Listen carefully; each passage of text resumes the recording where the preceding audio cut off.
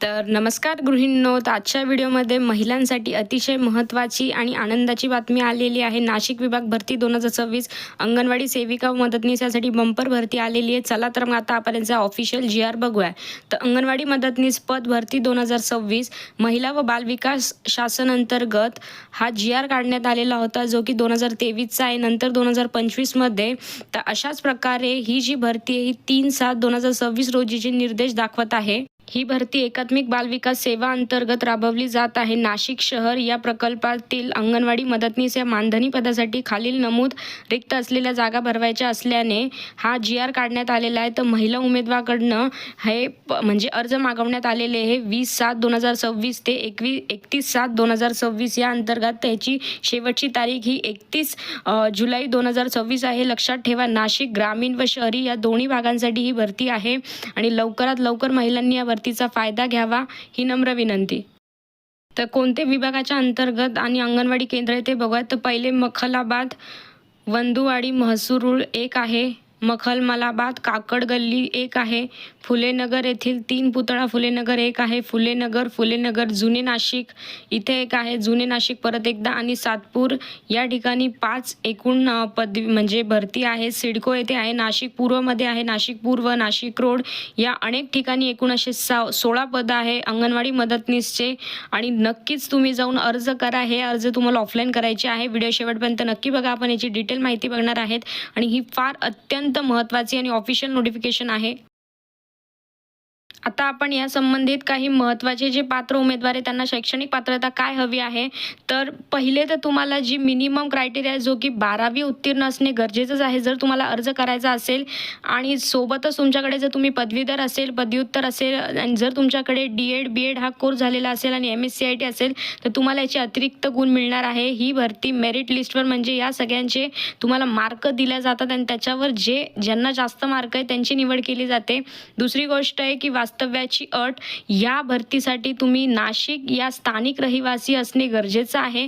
तिसरी गोष्ट आहे वयाची अट, जे की 18 वर्षे कमाल व 35 वर्षे राहील. म्हणजे जर तुम्हाला 18 वर्ष असेल आणि ते 35 वर्षांअंतर्गत जर तुमचे वय असेल तरच तुम्ही या भरतीसाठी अर्ज करू शकतात. आणि ही भरतीची शेवट दिनांक ही 31 जुलै 2026 आहे. या रोजी तुमचे 18 वर्षेपेक्षा कमी व 35 वर्षापेक्षा जास्त नसावे हे लक्षात ठेवा. आणि यासोबतच तुम्हाला 10वीचे उत्तीर्ण बोर्डाचे प्रमाणपत्र किंवा जन्म नोंद पाहिजे तुमचे वय तपासण्यासाठी. आणि लहान कुटुंब जर तुमच्याकडे 2 मुलांपेक्षा म्हणजे अपत्यांपेक्षा जास्त असेल तर तुम्हाला या भरतीसाठी अर्ज करता येणार नाही. लहान कुटुंबाचं प्रमाणपत्र सुद्धा तुम्हाला पाहिजे आहे. जर तुम्हाला याची ऑफिशियल नोटिफिकेशनचं पाहिजे असेल म्हणजेच की PDF तर मला कमेंटमध्ये नक्की कळवा. आपण नक्कीच आपला एक वेगळा चॅनल ग्रुप करूया. पुढे तुम्हाला मराठी भाषेचे ज्ञान आवश्यक आहे आणि मराठी तुम्हाला लिहिता वाचता येणे गरजेचं आहे. तुम्ही ऑब्व्हियसली महाराष्ट्रामधनं फॉर्म भरताय तर तुम्हाला मराठी येणे गरजेचंच आहे. पुढचं म्हणजे की उमेदवार विधवा असल्यास, जर विधवा उमेदवार असेल तर त्यांच्याकडे पतीचे मृत्यू नोंदणीपत्र प्रमाणपत्र जोडावे. उमेदवार अनाथ असल्यास संबंधित विभागीय उपआयुक्त महिला व बालविकास विभाग यांच्याकडील प्रमाणपत्र जोडावे. 8वा आहे की मागासवर्गीय असल्यास, जर तुम्ही मागासवर्गीय असल्यास तर तुमच्याकडे ST SCचं सर्टिफिकेट असायला पाहिजे, OBCचं सर्टिफिकेट असायला पाहिजे. एक उदाहरणासाठी मी इथे तुम्हाला मेन्शन केलेलं आहे की लहान कुटुंबाचे प्रमाणपत्र कसे असतात. तर अशा काही प्रकारचा हा फॉर्मॅट असतो. हा तुम्हाला प्रिंट करून त्याच्यावर तुमचं लिहायचं आहे. हा फॉर्मॅट एकदा नीट बघून घ्यावा, कारण की हा तुम्हाला अटॅच करायचा आहे तुमच्या अंगणवाडी अर्जासोबत. तुम्हाला या अर्जासोबत काय पत्र जोडायचे आहेत, काय कागदपत्र ते लक्षात ठेवा. की विहित नमुन्यातील अर्ज जो तुम्हाला PDF ओरिजिनल अर्ज दिलेला आहे ते भरून तुम्हाला त्याची एक झेरॉक्स काढून घ्यायची आहे. दुसरं, रहिवासी दाखला. तुम्ही नाशिक जिल्ह्याच्याच रहिवासी असणे गरजेचं आहे. तिसरी गोष्ट की शाळा सोडल्याचे प्रमाणपत्र. जर तुमच्याकडे लिव्हिंग सर्टिफिकेट असेल तर ठीक आहे, नाहीतर मग तुमचं 10वीचं जन्म दाखलासुद्धा चालेल. लहान कुटुंबाचे प्रतिज्ञापत्र नमुना ब, हे मी जे तुम्हाला दाखवलं होतं लहान कुटुंबाचं, त्याचा एका वेगळ्या याच्यावर प्रिंट काढून ते पण ऑफिशियल PDF GRवर आलेलं आहे. ते त्याचा एक तुम्ही झेरॉक्स काढून त्याच्यावर लिहायचं आहे.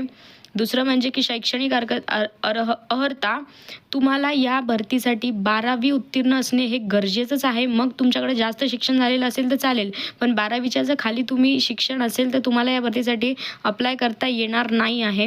आणि जर तुमच्याकडे जर BEd, DEd, पदव्युत्तर पदवी असेल, MSc IT असेल तर तुम्हाला याचे अतिरिक्त गुण मिळण्यात येणार आहे.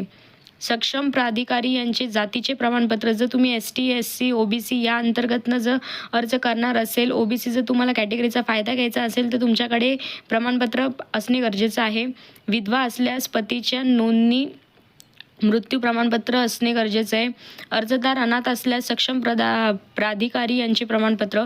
आधार कार्ड हे निवडणूक ओळखपत्र म्हणजे तुमच्याकडे आधार कार्ड असणे गरजेचं आहे तुमची ऑफिशियल जे डॉक्युमेंट आहे त्याच्या अंतर्गत.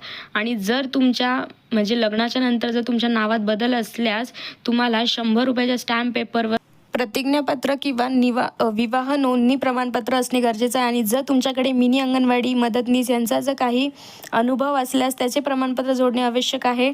असे सगळे प्रमाणपत्र जर तुमच्याकडे रेडी असेल तर तुम्ही लगेचच तुमच्या जवळच्या महिला व बालविकास या अंतर्गत जाऊन हा अर्ज करू शकतात. आणि जर तुम्ही पात्र असेल तर तुमची निवडणूक यादी ही मेरिट बेसिसवर लागेल. यासाठी परीक्षा होत नाही हे लक्षात ठेवा, पण तुमच्याकडे हे 2-2 गुणांनी तुम्हाला मार्क दिला जातात आणि मग सर्वात जास्त ज्याला मार्क आहे त्याची इथे नियुक्ती केली जाते. तर अशाच प्रकारचे आणखी व्हिडिओ बघण्यासाठी आपल्या चॅनलला लाईक, शेअर आणि सबस्क्राईब करा. नवीन असेल तर फॉलो करायला विसरू नका. धन्यवाद. व्हिडिओ आवडला असेल तर मला कमेंटमध्ये नक्की कळवा.